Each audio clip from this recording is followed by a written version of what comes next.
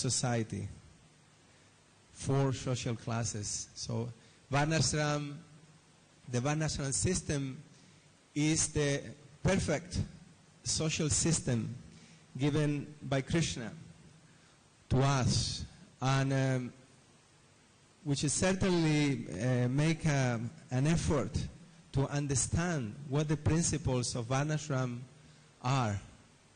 Because as Prabhupada is actually emphasizing in these purports, like yesterday in the previous verse, Prabhupada explained that for peace and happiness in the material world, the Varnashram institution must be introduced.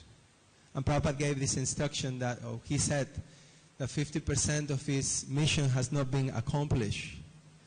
And many of us have been wondering what this means. And, studying these purports and this, we have been hearing from different senior Vaishnavas. His Holiness Sivaram Swami gave a seminar on Varnashram Dharma. And, it may take quite a bit of time to establish Varnashram, maybe even a few generations. Because the principles that are being described, they are very high, very idealistic.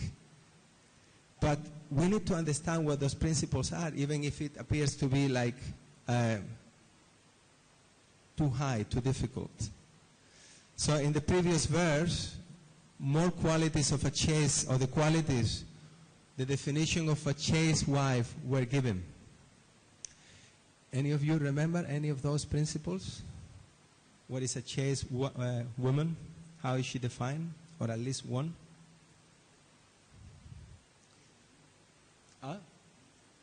No, the verse yesterday. There was 4 principles.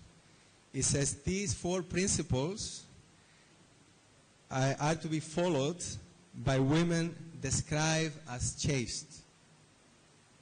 So what are these principles? Okay.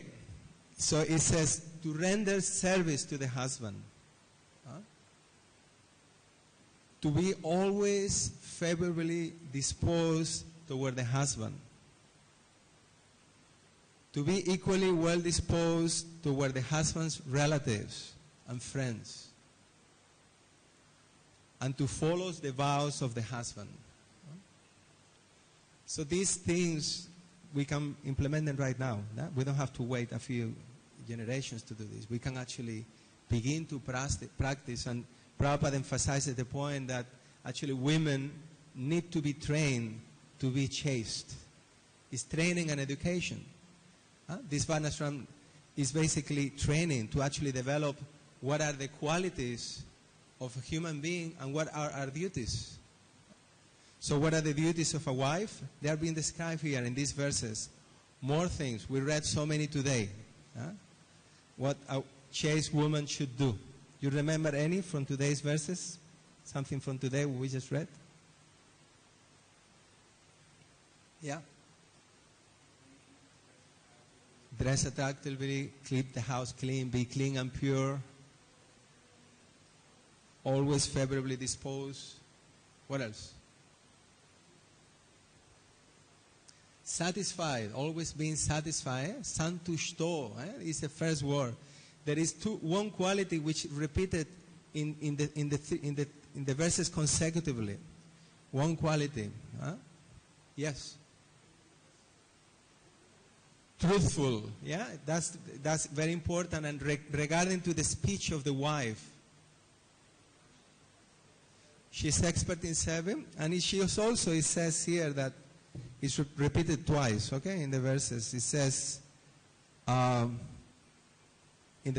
26-27, it says, Vakyai Satyai Priyai Premna. She's truthful, and her words are very pleasing, sweet talking. The next verse, Priya Satya Vak. So she's speaking truthful and pleasingly.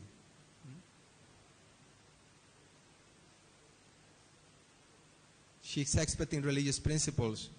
And patim tu apatitam bhajet. It says, and the prayer was said, bhajet patim. she should worship her husband. She should worship him. In the next verse, Prabhupada is going to quote, in a few verses ahead, Prabhupada is going to quote Madhavacharya. And he says that the wife should consider her husband as the supreme personality of Godhead. And if she actually does this, then she will become Krishna conscious. So why the Varnashram system is so important? Because it's the perfect system for us to practice Krishna consciousness and to perfect our lives, to actually cross over the ocean of material existence. As the discussion will go on in these instructions by Narada Muni, it says the conclusion of the Varnashram system, or the goal that is attained by following Varnashram, is that one will be able to see Krishna everywhere, in every situation. So this is our culture. And, if we will be to read these verses maybe to a non-devotee audience, maybe we'll find some kind of resistance. Even if we read to a devotee audience, we may find some resistance from the women's side. Why should the wife worship the husband? Why? But we find that actually this quality of chastity is particularly being emphasized for the wife, for the wife. And why is it? Is this because actually when the wife is chaste to the husband naturally will be inclined to give protection. The woman, by being chaste to her husband, he can accomplish so many things. And the Shastra is full of descriptions of what are the benefits of being chaste. And one of the benefits of being chaste is that the wife actually can control the husband. Krishna himself says that a wife can control her well-behaved husband by her chastity. And just as she can control her husband, I am also controlled by the devotees who are chaste to me, who are loyal. So, and then also, when the lady becomes chaste, she becomes empowered with supernatural powers. So this is the Vaishnava culture, that the lady should be chaste. Modern culture is the opposite. Women are supposed to entice men as much as possible. But a chaste woman will actually become powerful, but withdrawing her power to entice men. Any woman can allure any man. It's not something so wonderful, because that's in the sense that that's their power. But what is really wonderful is when they actually they use that powers just for one man. Just for one man, their husband. And the whole training in Vedic society is that the woman will actually be focused on just the one person throughout her whole life. And that will make her mind peaceful, will make her satisfied, and will make her Krishna conscious.